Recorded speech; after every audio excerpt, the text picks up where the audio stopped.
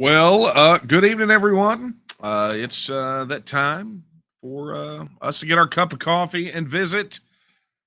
Wow, man, I just slid in here at the nick of time. For those of you just joining us for the first time, I am Daniel Miller, president of the Texas Nationalist movement, and this is Late Night Coffee Talk, where I take a break in the middle of the week from what I'm working on, and we get to share a cup of coffee together or more, right? Depending on how things go. We'll decompress, talk about some of the issues going on with TEXIT, let you know where things are. Plus, answer your questions live, right? And that's something you're going to want to participate in tonight. Yeah, you definitely, because I already know that many of you are because I have got an inbox full of questions, and I can imagine that some of you are going to be posting your questions in the chat. So let's go ahead and get that out of the way and talk about how you do that. If you're watching on either of the YouTube channels, chat is active, and so you can go in there and drop your question. Be sure it is a question, right? Be sure it's not something that we answer all the time or that's answered on the website. But here's your chance, right? You get to ask me anything. So take full advantage of it. And I would normally at this point remind you to head over if you're watching on any of the Facebook pages and leave a comment, put your question in the comments, except for one thing.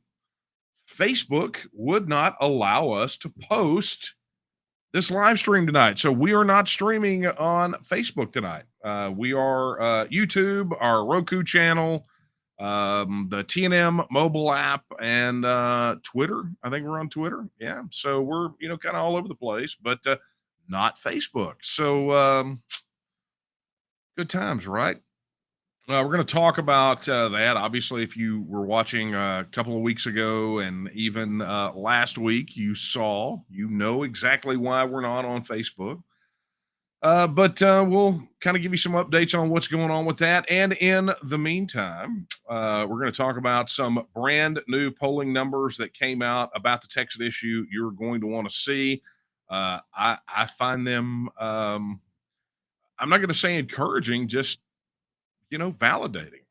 Right. So we'll talk about that. So hopefully you got your cup of coffee or the beverage of your choice. I'm not going to judge what you do on the other side of this camera is your business and your business alone. All right. Oh, I'm going to need a lot of this by the time this is over with. I can tell you right now. Lots and lots of hard work going on. Look, as you guys can see, it is the opposite of Casual Friday. I just got off just a little bit ago of an on camera with Dr. Gina Primetime over on America's Voice. And I just checked right before we went live, and they have the video of it posted. So after this is all over with, if you want to go see it, head over to America's Voice.news, I think it is. I can't recall their web address right off the top of my head. I just type it in the search bar every time because it's how it works. But anyway, look for Dr. Gina Primetime, and you will see my interview there. Very short. Joe Biden cut into my time, right? He gave his little speech. He called us all reprehensible and terrible and all that kind of craziness and cut into my time. So, again, yet another reason not for you. Oh, and by the way, look, many of you have have written in concerned about my safety from time to time. I just want you to know this week I prepared, right? Because you never know when a dude is going to break into your house wearing his underwear and wielding a hammer. So look, I just wanted to keep this really close by just in case, right? Because you never know when some naked dude's going to bust in your window, and then the glass will magically fly back out on the outside and attack you. Woo! So I want you all to know I'm prepared. Do not concern yourself with my safety. Just concern yourself with the safety of any dude in his underwear that breaks into our house wielding a hammer. Will not end well for him. All right, let's get down to it. So we've got, let me save some of these questions, you guys. You guys are already pounding some great ones out here. Let's say some hellos here to some folks. Man, scrolling up.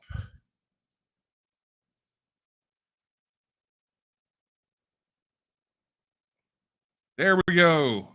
Hey, Manny Choppa, one of our district directors down there. Hello from North Beach in Corpus Christi. Good to see you. Let's see here. Man, you guys. Yep, some of you have man, there's a city or a town you don't hear very often. Farmer Jay, howdy from Dehanis. Hey, it's good to see you. Thanks for joining us tonight. Hello from Wheeler County. Thanks for joining us tonight. And hello from College Station. Hey, Cheryl, good to see you. And then, of course, our good friend John Chitwood up there in Denton, and Catherine, our local coordinator down there in Austin, apparently is in San Antonio today, or that could be South Africa. She did not specify, but I'm going to guess it's San Antonio. That's just me. And hello, John, over there in Llano, one of our local coordinators. And then, of course, Sam Kemp, one of our newest deputy local coordinators up there in Greenville. Glad you could join us. And hello to Fry Custom Knives up there in Lubbock, who are making the sabers as a gift for the Line in the Sand Society, right, as part of the Catalyst campaign. So good stuff. And hey, here's to one of our new folks, Katie Garcia, there in New Braunfels. Welcome aboard, Katie. Man, you guys are just piling on. And look, here's with a score update. Astros are up by 5 for those of you that are leaving that pivotal game to join us here tonight. Canton's in the house. Hey, Sana, great to have you here. Just tons and tons of you guys. So be sure to drop your questions in the chat. We'll make sure to get to those. Ricky Tick. All right, so let's hold on to questions. We'll get to those here in a bit, but let's talk about the new poll numbers, right? So I had a link sent to me. I guess it was last week. Did not cover it during last week's coffee talk. I think it probably came in after, because I'm almost positive that if I'd have had it last Wednesday, I would have included it. But that being said, we are talking about it this week. And the polling was attached to a news story on Texas Scorecard, really about the prevalence of thought among Texas Republicans about the irregularities in the 2020 election. And there had been a story where Speaker of the House Dade Phelan essentially said that no Republican believes that there were irregularities with the 2020 election. And I'm fairly certain that this poll was conducted for the purpose of basically rebutting him, especially since, there was a resolution passed at the Republican convention essentially saying that the Republican Party of Texas didn't believe the results of the 2020 election. So, big kind of divide there between a purported Republican Speaker of the House and the Republican Party of Texas. However, that was not the reason that link was sent to me. The reason it was sent to me is there was a TEXIT related question added to the survey, right? So let's talk about that. Cool. All right. So here we go. So Defend Texas Liberty PAC. You guys may not have heard of them. If you remember Jonathan Stickland, that's the PAC that Stickland, former state rep. It's the PAC that he is in charge of. And what they wanted to do was take a look at some specific issues, particularly among Republican primary and runoff voters, right? And so here's all the methodology and everything else. So you go through all these various questions on the poll about, if there was a hypothetical race for Senate and it had like John Cornyn and Chip Roy, and so, all the kind of normal stuff. It asked about the election, but tucked there in the bottom was an interesting little question. And it said this: do you believe Texas voters have the right to hold a referendum over seceding from the United States? Now, we'll talk about the question here in a second, but look at those poll numbers, right? 59% yes, 25% no, 16% unsure. Now, if you will recall, it wasn't that long ago that we released the results of a SurveyUSA poll that showed 66% of likely Texas voters would indeed vote for TEXIT if it was on the ballot, right? They would vote in favor. And that encompassed Republican voters, Democrat voters, independent voters. And interestingly enough, the way that the question was asked was kind of a straight up or down. Do you want it? Right. And amazingly, it showed 76% of Republican voters. Now, the one thing that the Survey USA poll did not do is it did not countenance whether or not the issue was one that was legal, right? That we had a right. It's a question of legality. Either we have a right or we do not have a right. And so this particular poll, I think probably in an attempt to kind of cut legs out from under some of the previous very positive results we got, decided to broach the subject in that way. Do you even believe that voters have the right to hold a referendum? Right? Very different question. However, when you break it down and you begin to look at this sort of from the perspective of someone being asked this question, here's what you know. You know right off the bat that these are Republican primary voters and runoff voters, and I think the mix was like 78% 12, right, between Republicans and independent voters. And I'm guessing that was self identification in this poll. But interestingly enough, think about it from the perspective of someone answering this poll. Do you believe Texas voters have the right to hold a referendum? Well, the people that are going to vote yes are going to say, well, yeah, we have a right. But it's very clear that a lot of the opposition to the issue, the question of whether or not we have a right, is sort of fundamental to their opposition, right? The people who hate it, who hate the Texas issue, who would never vote for Texas to become a self-governing independent nation, would fall back on the idea, well, we just don't have the right to do that, right? That's typically, if you think about it, it's unconstitutional. It's, all those other kind of nonsense things that they throw out there. So when you look at it in light of this, you say, okay, the yes voters, 59%, it really could fall either way, right? Someone could not support Texas, but believe we have a right to have a referendum. But that no category, right? 25%, those people that are saying no are probably going to be no voters. I mean, when was the last time you found someone who supported TEXIT, but their fallback was, well, I support it. If it was on a ballot, I would vote yes, but I don't believe we have a right to vote on it. Those people don't really exist, right? Not in any substantial numbers that would affect a poll. But the other thing that's quite interesting is the people that are unsure about the issue. Okay, now let's take a minute and let's think about those folks for a moment. So they're unsure if we have a right. Okay. Now think about what we have said for many years was the greatest hurdle that we had to overcome. People who believed that Texas independence was the best course of action, but did not know that we legally could do it, right? They had been taught all their lives that, it couldn't be done. So frankly, they were kind of unsure. They really didn't know. So really and truly, when you look at this poll, the no people, I mean, it almost serves as a proxy, not a direct proxy, but I think it really does reinforce the numbers that we saw in the Survey USA poll, right? We know that Republican support was shown at 76% in the Survey USA poll, right? And if you look at this, it pretty well tracks, right? The unsure people, the 16%, are very likely yes voters. They would vote yes for Texas. They just don't even know if it's possible, right? They represent a group of people that we need to reach out to. But you look at it from this standpoint, it's like, okay, 25% say no.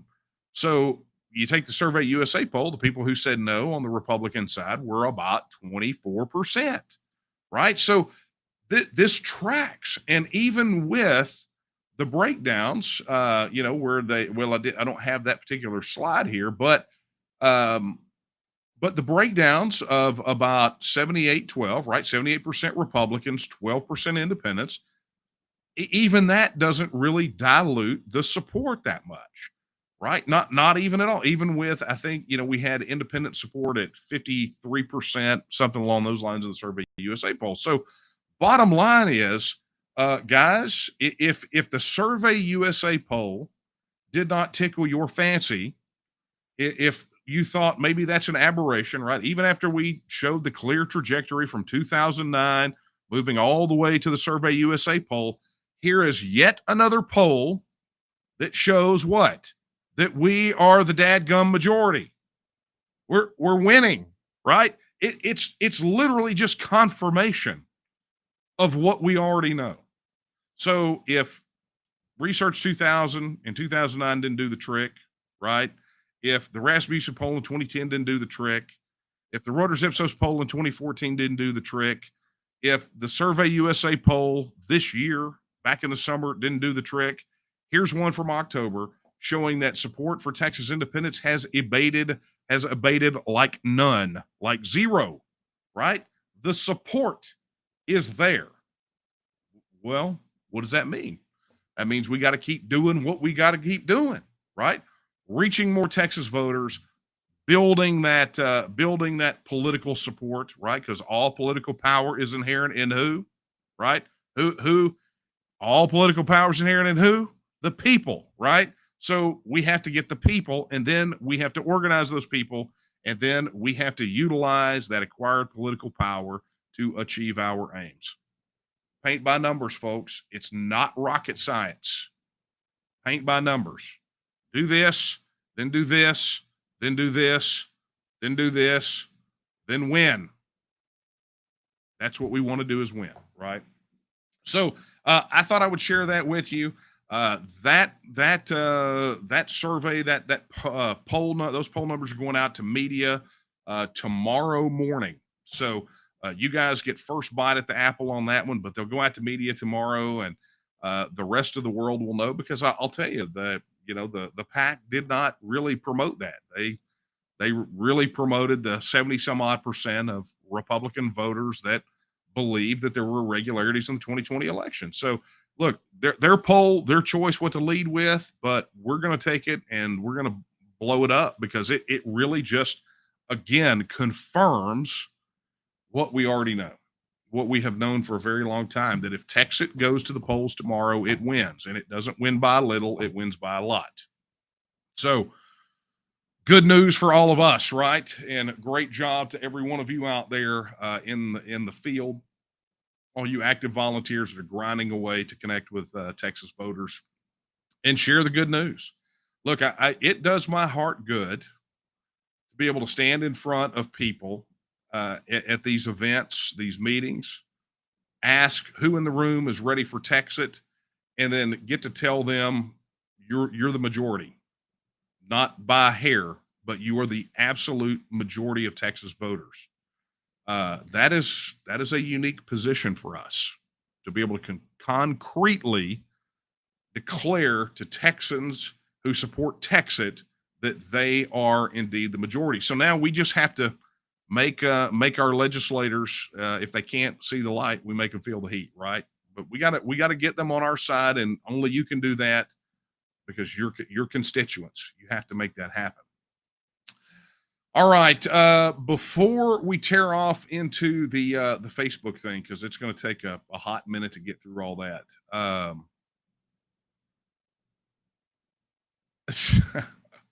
I love this. Okay.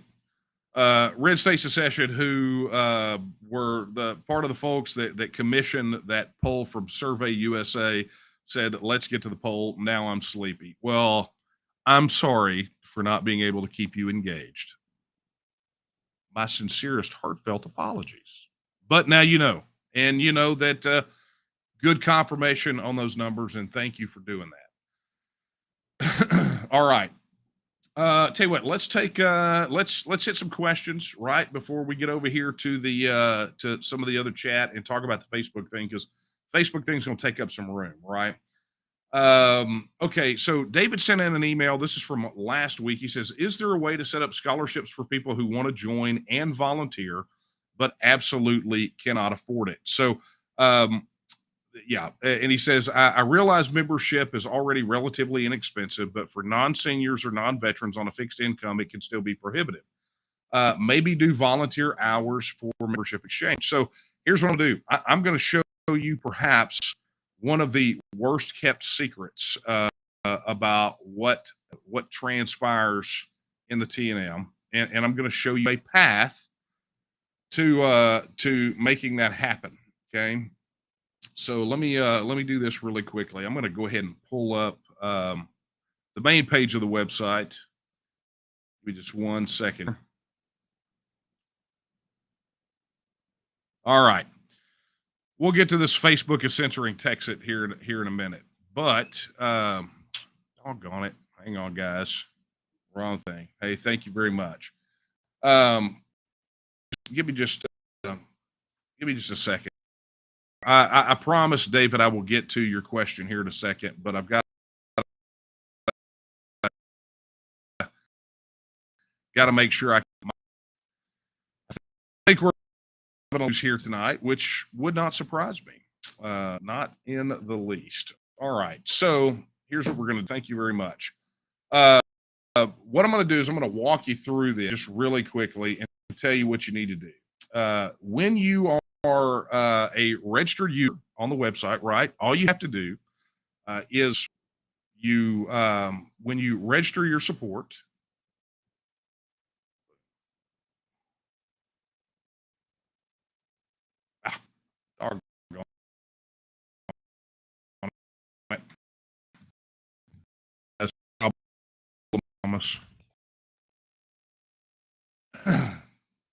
All you have to do is register your account on the website. When you register a site, when you register your support on the website, you actually get an account where you can log in and do all the things, access a whole bunch of tools and pages and resources and all sorts of stuff, right?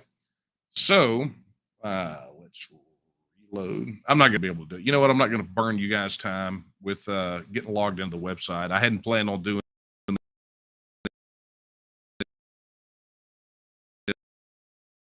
this.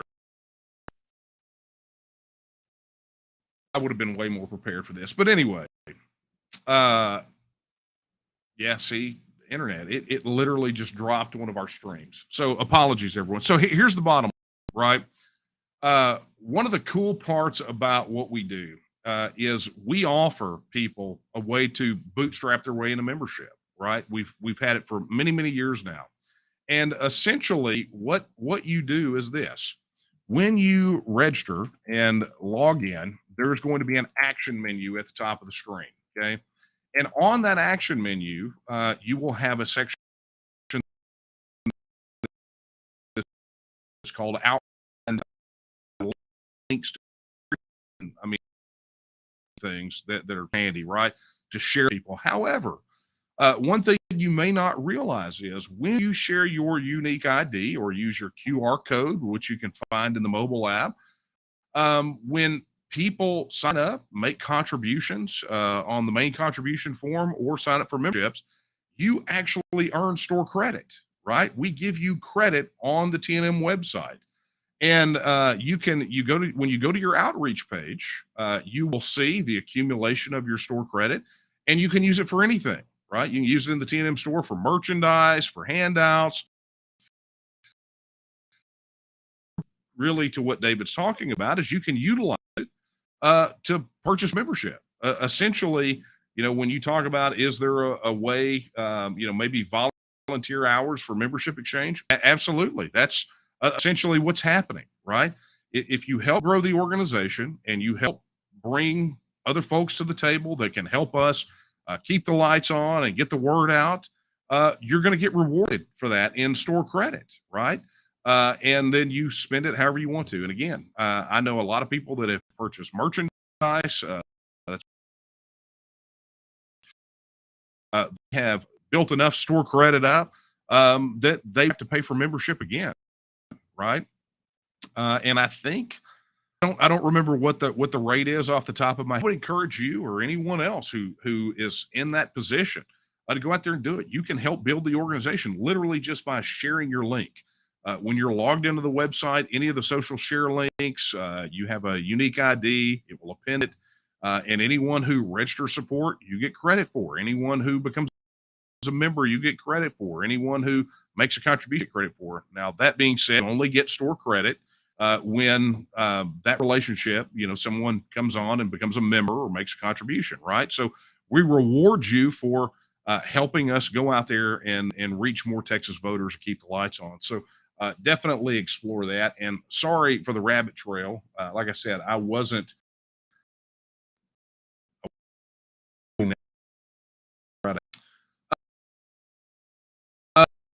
come in unique diesel.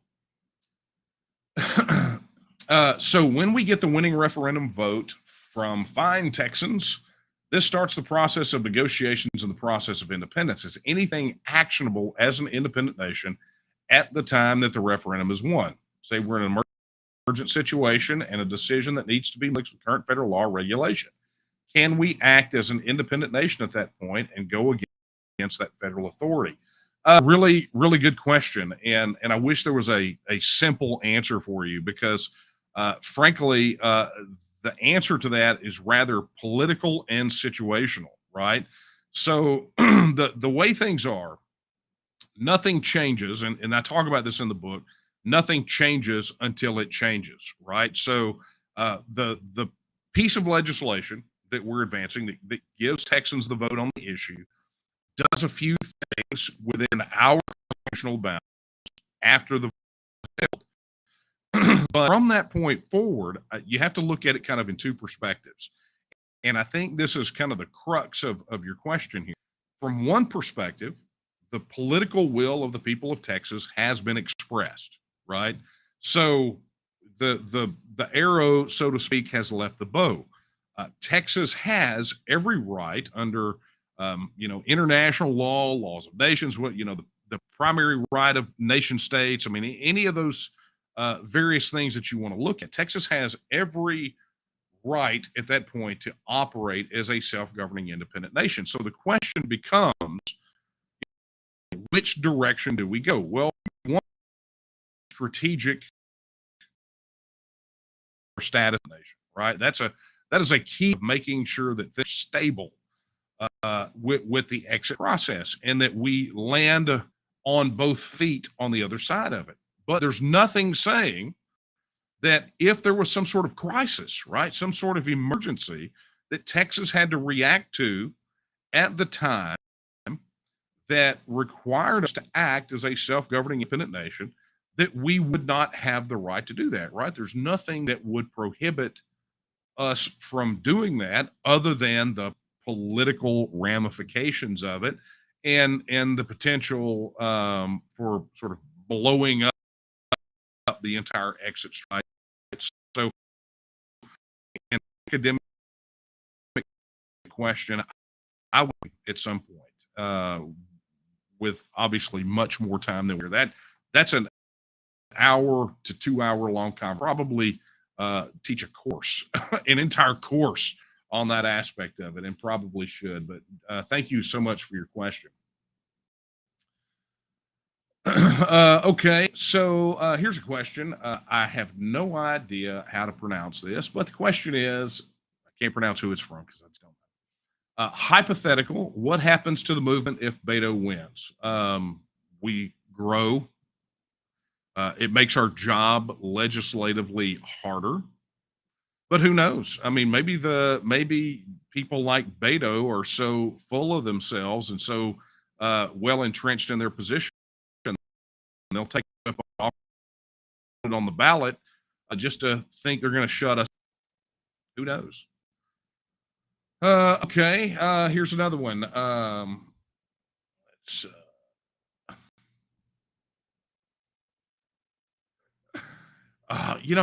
amazing. For some reason, our box is lumping all of the hate mail into like one thread. How does it know? How does it know? So this one's from James, all caps.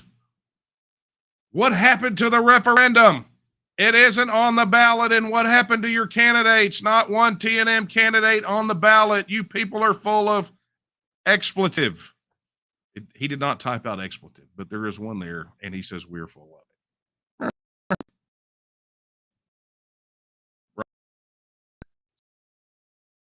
I'm an equal opportunity. What happened to the referendum? That's been covered ad nauseum. We have talked about that. We have explained what the process is, and that the next window would be through this legislative session in November 2023. It is currently November 2022. So I don't know if you missed the memo, but I did see this one earlier, and I'm guessing, given your 16% open rate on our emails, you probably missed it.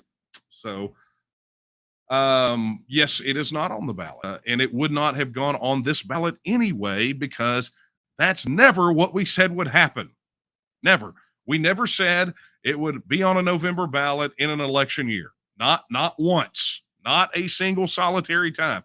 We have said time and time and time and time and time again what the timeline looks like, what the process looks like, and I apologize if we did not come to your house and knock on your door and walk you through it. But as you can imagine, there are 30 million Texans and 17 million voters, and there are not enough volunteers to do that. So I would encourage you to take a little time, spend a little time on the website. Also, damn can on the ballot. Well, that's not entirely correct either. If you go look at taketexasback.com and look at the edge candidates, you are going to see some very familiar faces that are on, right? Something that absolutely blows people away is when they see that the sitting ag commissioner is one of our candidates, right? Or when they see all of these members of the State Board of Education that are our candidates, or they see some state senate and state rep candidates that are on the ballot that are T&M candidates. So again, I can't come over to your house and then type it in .com. You will find familiar faces and familiar names that are on your ballot. So really, who is full of the expletive now? It's not us. All right, moving right along. Somewhat related, but very, very, very nice in comparison to that last email that we got. Dennis wants to know, what's the likelihood of getting TEXIT on the state ballot anytime in the near future? So timeline, right? We'll do this, just kind of answer your question. And maybe, just maybe, if Mr. Powell is listening, maybe he can figure this one out too. Maybe he'll get, here's the thing. Coming up, pre-filing for legislation starts in January.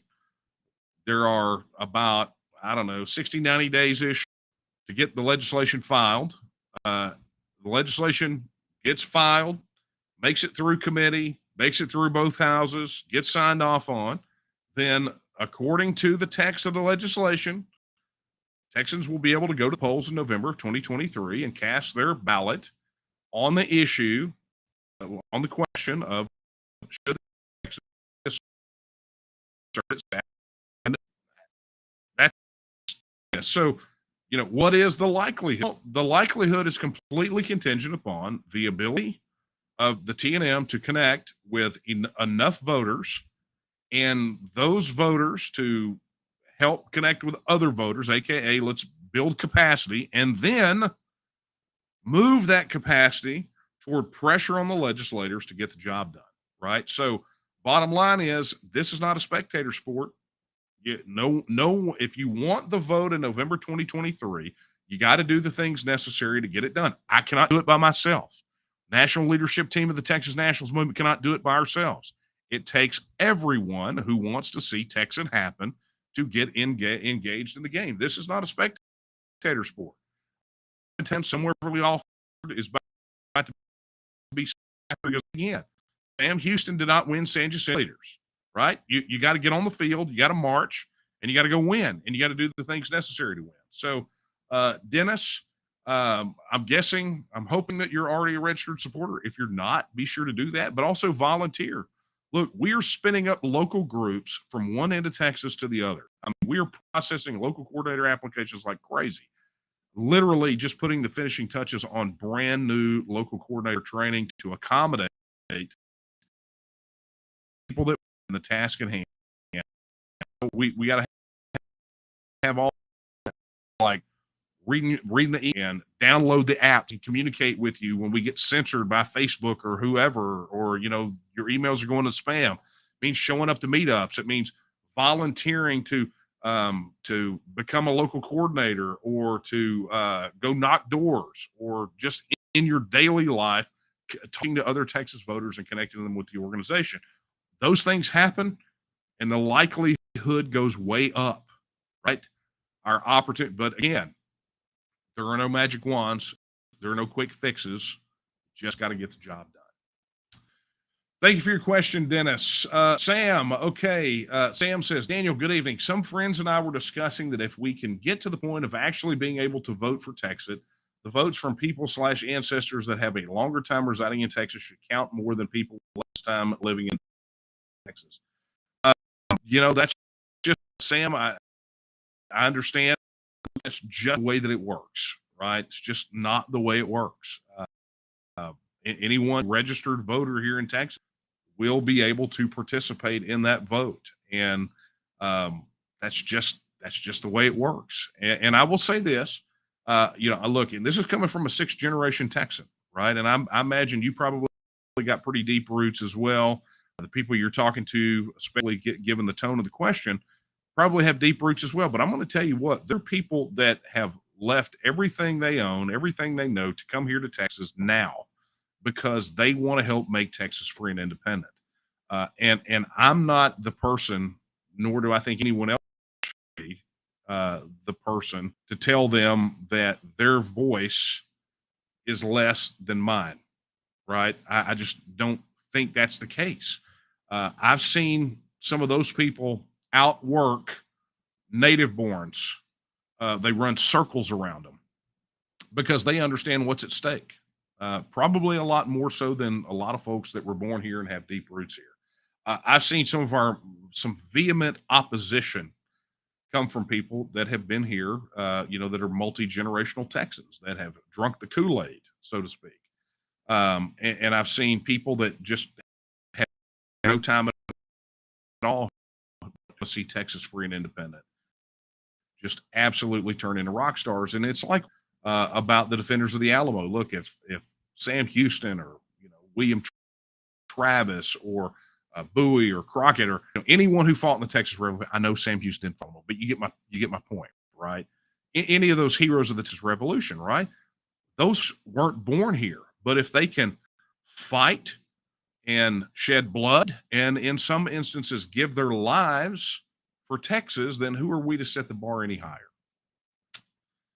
But thank you for that, Sam. All right, let's get to this one here.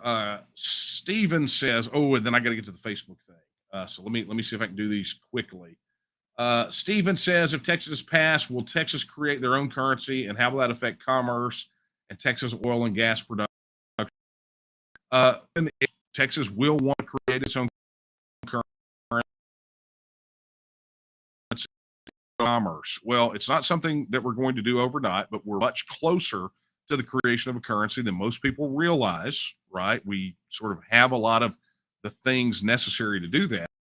The question becomes, how do we transition to that and over what time period? And again, I go back to something I talked about earlier about disruption. We want to do it in such a way as to minimize disruption.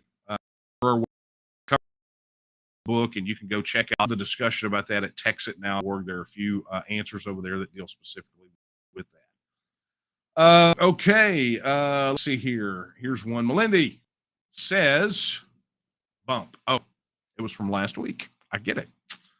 And thank you for your membership. Melindy says, greetings. I look forward to the show every week and a proud member. Question, pre-TEXIT / current, what are some of the offensive and defensive measures that TNM will be employing to overcome the U.S. federal resistance to TEXIT?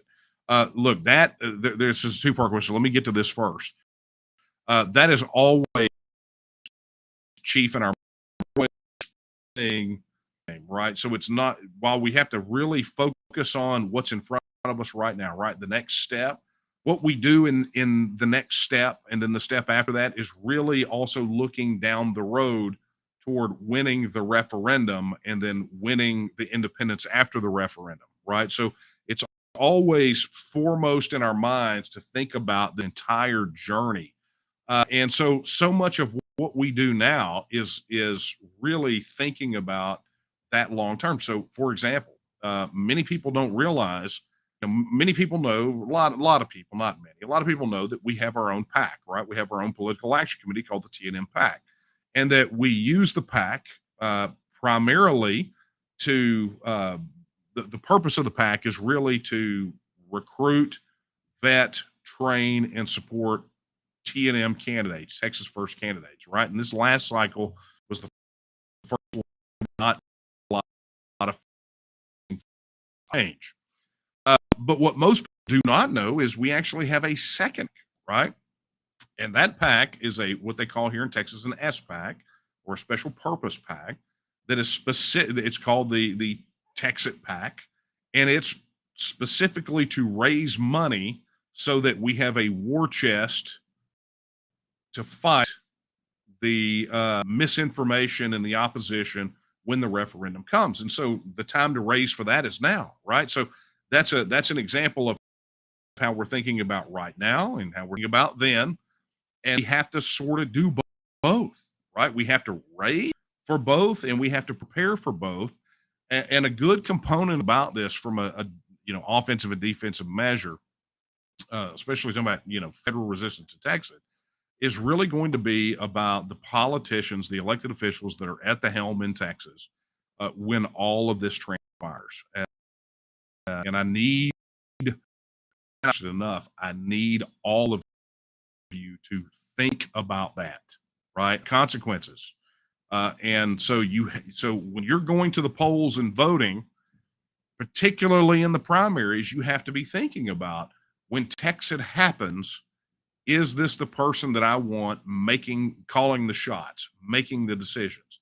And I can tell you, I'm not particularly keen on what our options are right now, but it's better than the alternatives. And eventually they'll come along. That's when you pull at pillars, and that's a whole other lesson that we can talk about one night if you want to, from a strategic standpoint. But yeah, look, we're always thinking about that. And obviously we're not going to get into details here because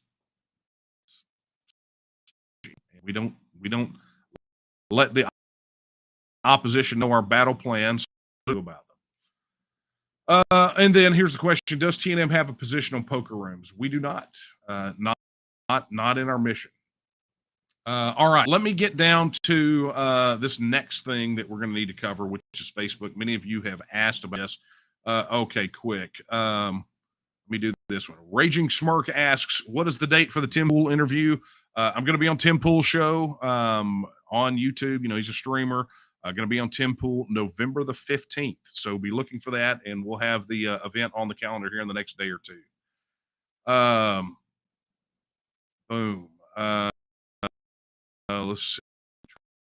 One more. Here's a kudo. I like these. Who doesn't, right? Here's this one. Cloud says, great job with you, Alamo ceremony. Yes.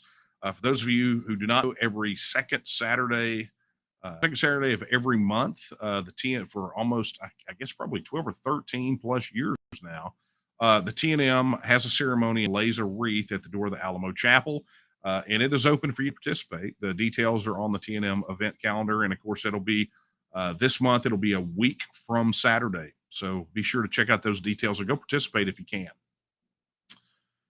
Okay. All right, so let's get to it. God, I'm almost out of time, y'all. How does it go fast?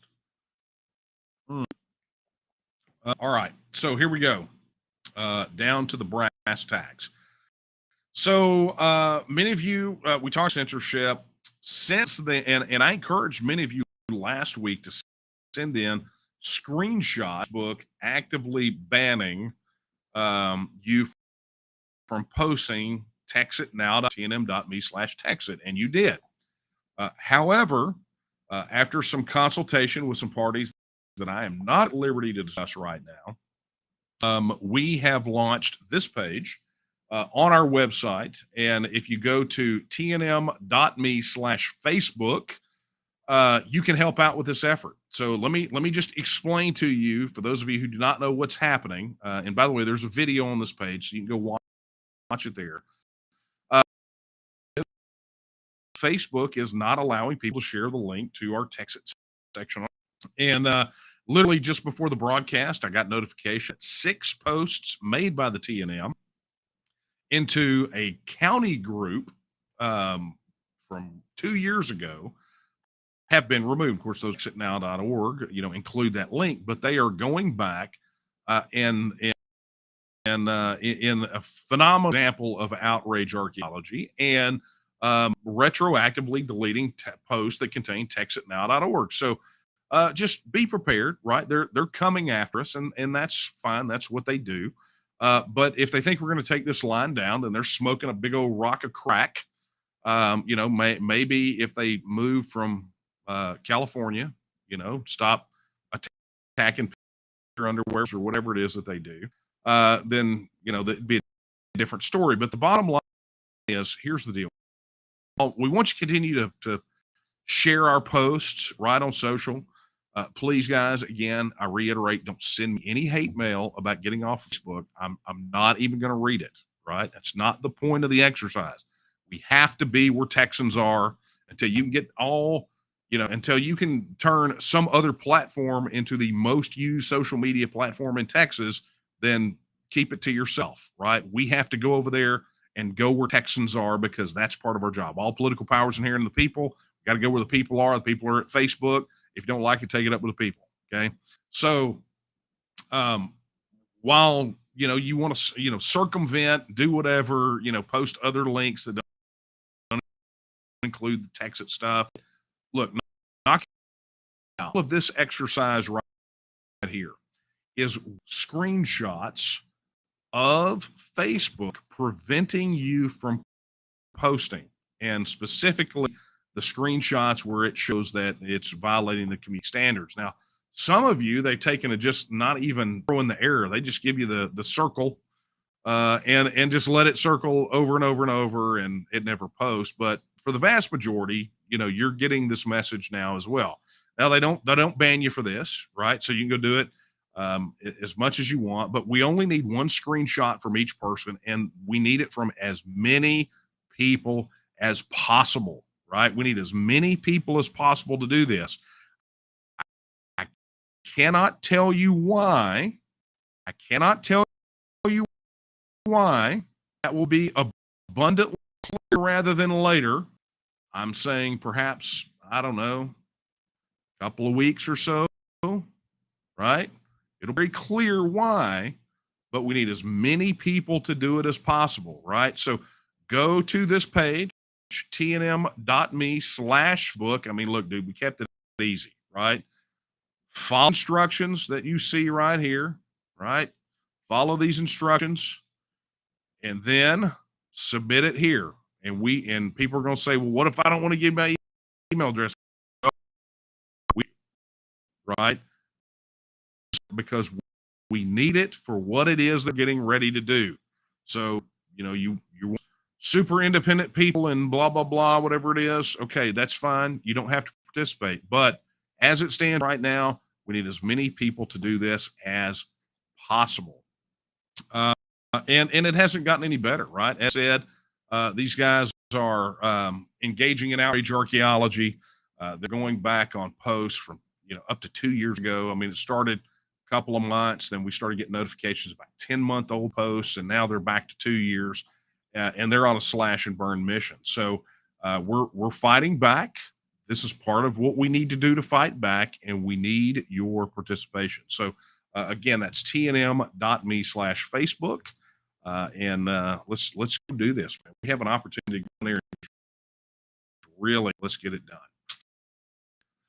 Okay, so let's wrap up. We got a few more questions here, and then we're going to send this puppy to the house.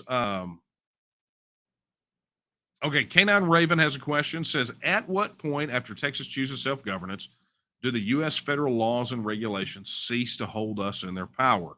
At the moment that we say they do, right? So that is a legislative decision that has to be made. But again, there is there is power in the results of the vote itself, right? And wish we had more time to reel off into this aspect. Who knows? Maybe we'll talk about it on 10 pull. I think it'll be like 3 hours, so we're gonna have a lot of time.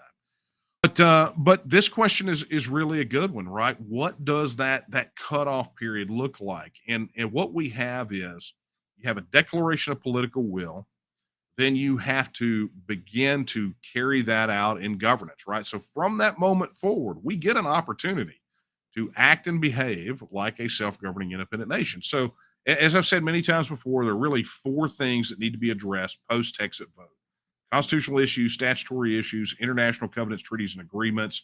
And the final thing is the negotiation phase, right? Any of the negotiated issues. So you want to be very careful post-Texit vote order in some aspects, right? We need to make some modifications to the Texas Constitution to constitutionally authorize certain things. For example, and one of the ones I use often is Texas does not have the ability to conduct foreign relations right now, right? We have no constitutional authorization in Texas to conduct official foreign relations, okay?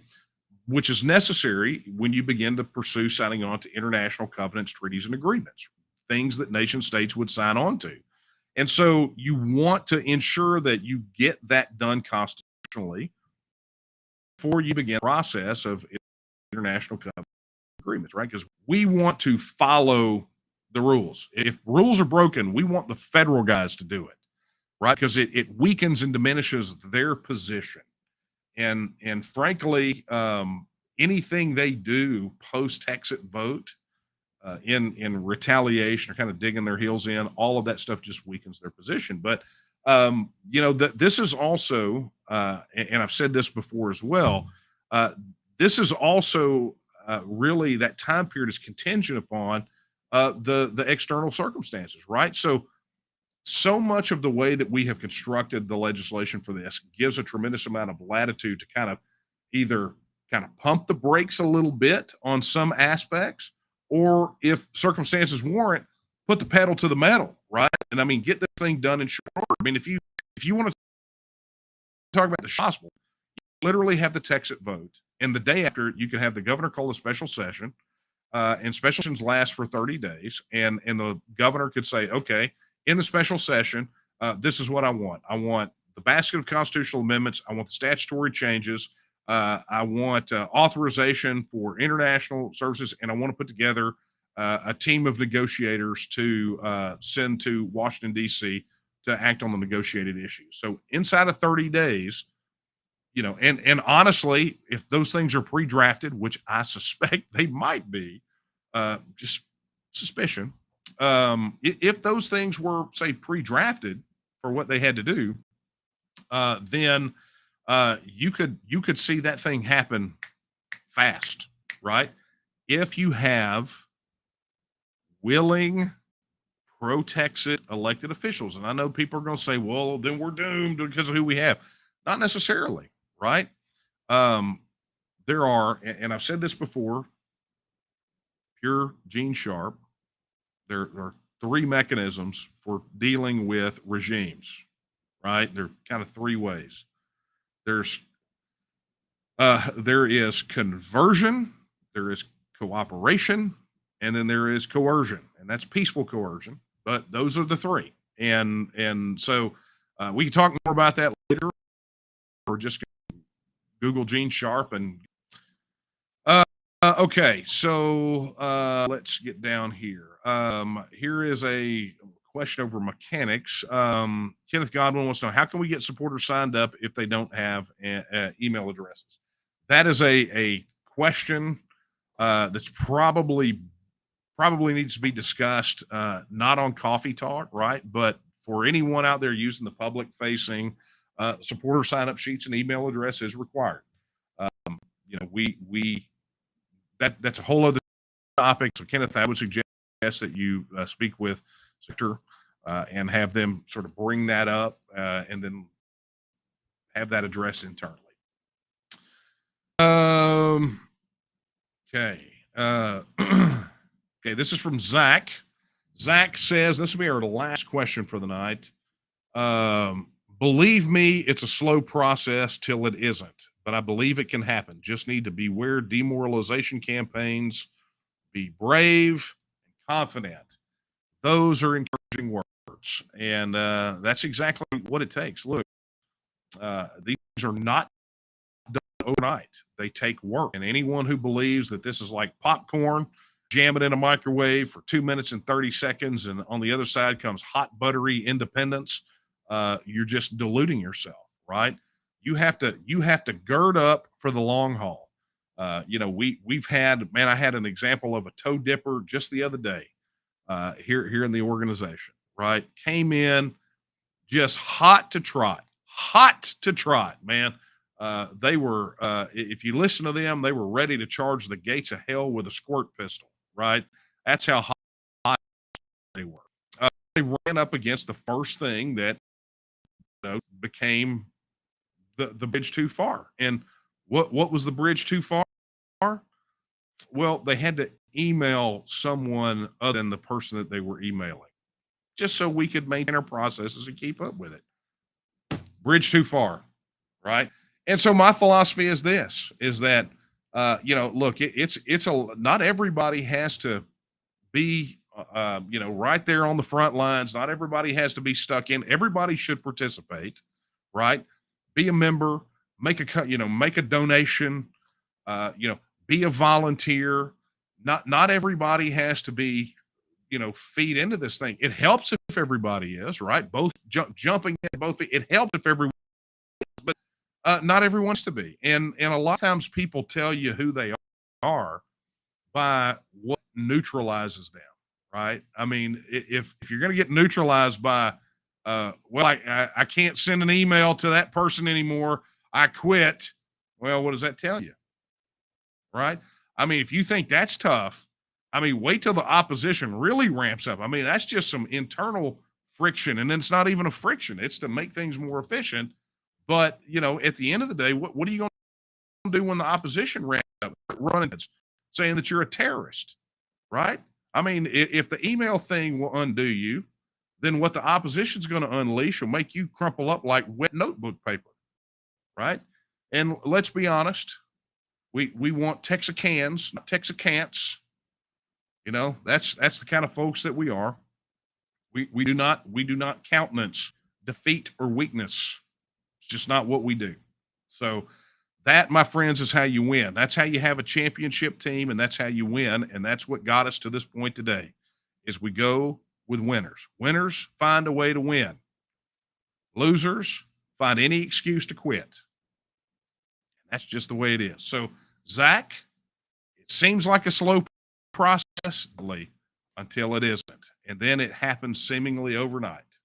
And then we're all left wondering. The opposition is, anyway, what happened? I thought we were told that it would never happen. And then it happened. So, all right, folks, that is it for tonight. A little coffee talk for us. I got to get back to work. First thing I got to do is I got to shuck this jacket. It is 10 o'clock at night. I got work to do, and none of it involves wearing a coat and tie anymore. So as soon as we're done here, I'm going to go get in like something way more comfortable. All right. Wrap this thing up. Here's the reminder to everything here. This is terrible. Now, if you're not already a member of the Texas Nationalist movement, I'm going to invite you to join tonight. Head over to tnm.me/join. That is tnm.me/join. And look, if you are not a member of a local group, head over right now to tnm.me/local groups. Find your nearest local group and become a member. And of course, look, if there's not one in your area, be sure to jump in. Head over to tnm.me/local.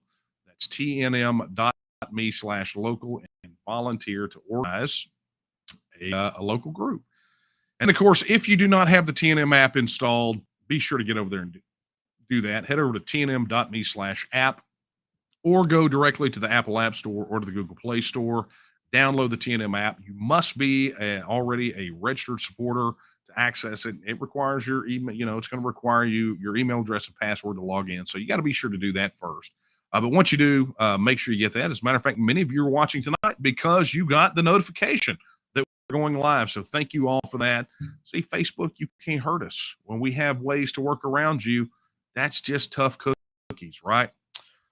All right, folks, that is a wrap for me. I will, if I do not see you on the road, you know what? I've got, I think I'm speaking next week in Cyprus or Tomball. I think Tomball, True Texas Project, and got lots of things popping. Head over to tnm.me/events. Find me on the road or go plug into a local meetup or an outreach event or whatever it is near you.